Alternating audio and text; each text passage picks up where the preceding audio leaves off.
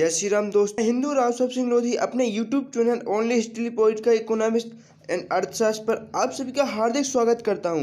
तो आइए हम जानते हैं आज नौकरशाही के बारे में। दी ब्यूरोक्रेसी। तो नौकरशाही है क्या? तो आइए जानते हैं नौकरशाही का अर्थ एवं परिभाषा। तो ब्यूरोक्रेसी मीनिंग एंड डेफिनेशन। तो नौकरशाही शब्द अंग्रेजी भाषा के ब्यूरोक्रेसी शब्द का हिंदी रूपांतरण है। जो नौकरशाही शब्द है यह अंग्रेजी भाषा के ब्यूरोक्रेसी शब्द का हिंदी रूपांतरण है। ब्यूरोक्रेसी शब्द है, इसका हिंदी रूपांतरण में नौकरशाही इसको कहते हैं। ब्यूरोक्रेसी शब्द की उत्पत्ति फ्रांसीसी भाषा ब्यूरो नामक शब्द से हुई है, जिसका अर्थ है डेस्क या लिखने वाली मेज। जो ब्यूरो है इसका शाब्दिक प्रयोग फ्रांसीसी भाषा के ब्यूरो नामक शब्द से हुई है। इसकी उत्पत्ति, इसका अर्थ डेस्क से लिखने वाली मेज। फ्रांस में इस शब्द का प्रयोग दराज वाली मेज अथवा लिखने की डेस्क के लिए हुआ करता था। ब्यूरो शब्द सरकारी कार्यों का परिचायक माना जाने लगा। इसका आशय था मेज या कार्यालयों द्वारा शासन प्रबंधन। तो नौकरशाही है जो इसका शाब्दिक अर्थ होता है कार्यालयों द्वारा शासन प्रबंधन, या ब्यूरोक्रेसी का शब्द होता है कार्यालयों द्वारा शासन प्रबंधन। 18वीं शताब्दी में के मध्य में दी गाने नाम एक फ्रांसीसी विद्वान ने ब्यूरोक्रेसी शब्द का सर्वप्रथम प्रयोग किया था व इसके बारे में रिसर्च किया था। जो दी गाने हैं इन्होंने सर्वप्रथम ब्यूरोक्रेसी शब्द का प्रयोग किया था।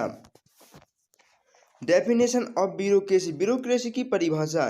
तो प्रोफेसर इनसाइक्लोपीडिया ब्रिटानिया के शब्दों में, एक प्रोफेसर हैं जो इनसाइक्लोपीडिया ब्रिटानिया, इन्होंने इसकी परिभाषा इस प्रकार दी है। जिस प्रकार तानाशाही का अर्थ तानाशाह का शासन होता था, अर्थात जैसे उत्तर कोरिया देख लो, वहाँ पे किम जोंग नाम एक तानाशाह का शासन है, तो उस उत्तर कोरिया का शासन उस तानाशाह के अनुसार चलेगा।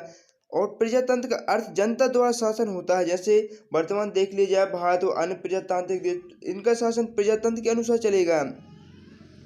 उसी प्रकार नौकरशाही या ब्यूरोक्रेसी का ब्यूरो द्वारा शासन चलेगा, अर्थात कोई दफ्तर है उसका शासन उस दफ्तर के नियम अनुसार चलेगा। Nature of bureaucracy. ब्यूरोक्रेसी की प्रकृति।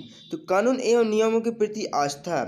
जो ब्यूरोक्रेसी है इसकी कानूनों एवं नियमों के प्रति आस्था होती है। नौकरशाही की कानून एवं नियमों के प्रति अटूट आस्था होती है। हमेशा कानून के अनुसार ही आचरण करती है, चाहे इससे जनहित की उपेक्षा ही क्यों न होती हो। जो ब्यूरोक्रेसी शब्द है, ब्यूरोक्रेसी है, इसके अंदर कानून एवं नियमों के प्रति बहुत ही अटूट आस्था होती है। इसमें जनहित की उपेक्षा ही क्यों ना हो रही हो, लेकिन इसमें कानूनी नियमों की आस्था पर विश्वास किया जाता है। तो दूसरा आ जाएगा पद सोपन के सिद्धांत पर आधारित। जो नौकरशाही है पद सोपन के सिद्धांत पर आधारित होती है। नौकरशाही पद सोपन के सिद्धांत पर आधारित होती है। पद सोपन का आशय होता है हर नीचे वाली इकाई पर ऊपर वाली इकाई का नियंत्रण। जैसे देख लिया जाए भारत में कोई स्टेट सरकार है व केंद्र सरकार, तो राज्य सरकार पर नियंत्रण किसका रहेगा? केंद्र सरकार का राज्य सरकार पर नियंत्रण रहेगा। आदेश की एकता।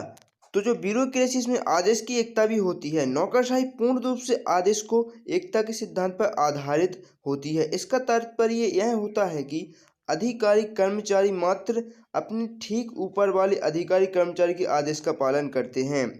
तो नौकरशाही में आदेश की एकता होती है। इसमें कोई भी कर्मचारी है वह अपने से ऊपर की कर्मचारी के आदेश का पालन करेगा, ना कि नीचे की या उससे ऊपर की।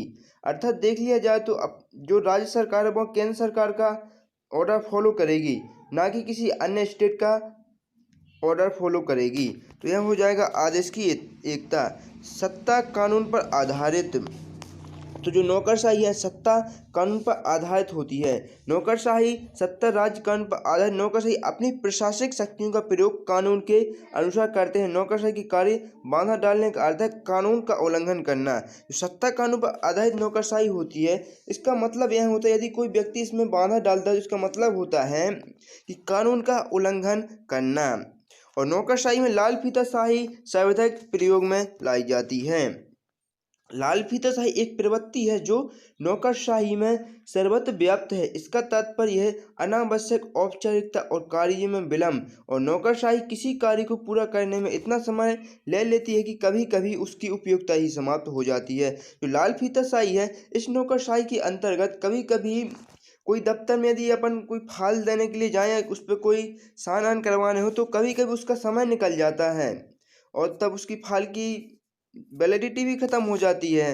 तो इस वजह से यह लाल फीताशाही इतनी चलती है कि कभी कभी काम होने से पहले उस काम की डेट या एक्सपायरी डेट हो जाती है। फॉर्म्स ऑफ ब्यूरोक्रेसी, तो नौकरशाही के प्रकार।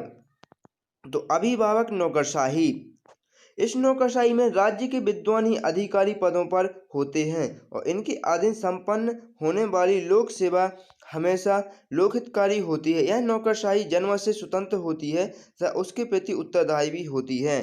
जो अभिभावक नौकरशाही है जन्मत से स्वतंत्र होती है और यह लोक कल्याणकारी कार्य में व्याप्त रहती है। जातीय नौकरशाही या कास्ट ब्यूरोक्रेसी, यह नौकरशाही एक वर्ग विशेष पर आधारित होती है। यह उन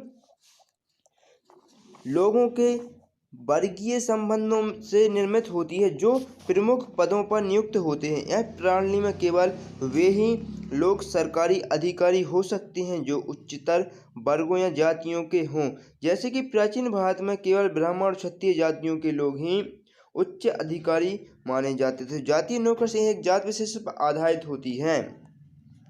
संरक्षक नौकरशाही, तो इसका दूसरा नाम लूट पद्धति है। कुछ वर्षों पूर्व यह तक कि यह प्रणाली अमेरिका में प्रचलित थी। इस प्रकार की नौकरशाही का अस्तित्व वहाँ होता है जहाँ सरकारी पद पर नियुक्त किसी व्यक्तिगत अनुग्रह या राजनीतिक पुरस्कार के रूप में की जाती है। जो यह संरक्षक नौकरशाही है यह पहले अमेरिका में व्याप्त थी, अभी भी व्याप्त है। वैसे अमेरिका जब कोई दल वहाँ पे राष्ट्रीय चुनाव होते हैं, जब कोई दल जीत जाता है तो उसको जिताने वाले कार्यकर्ता या किसी अधिकारी ने जो मदद करते हैं तो एक लूट पद्धति चलती है अमेरिका, जिसके लिए संरक्षक नौकरशाही कहते हैं। तो वह सत्ता दल उनके लिए आर्थिक लाभ पहुंचाता है, वह शासकीय लाभ पहुंचाता है। और चौथा आ जाएगा गुणों पर आधारित नौकरशाही। तो नौकरशाही में अधिकारों के चयन का आधार उसके गुण होते हैं। इस प्रणाली में यह प्रयास रहता है कि ऐसे लोक सेवकों को ही भर्ती किया जाए जिनका वस्तुनिष्ठ मापदंडों के द्वारा परीक्षण किया जा चुका हो। आधुनिक काल में प्राय सभी लोकतांत्रिक देशों में नौकरशाही का यही पद्धति प्रचलित है।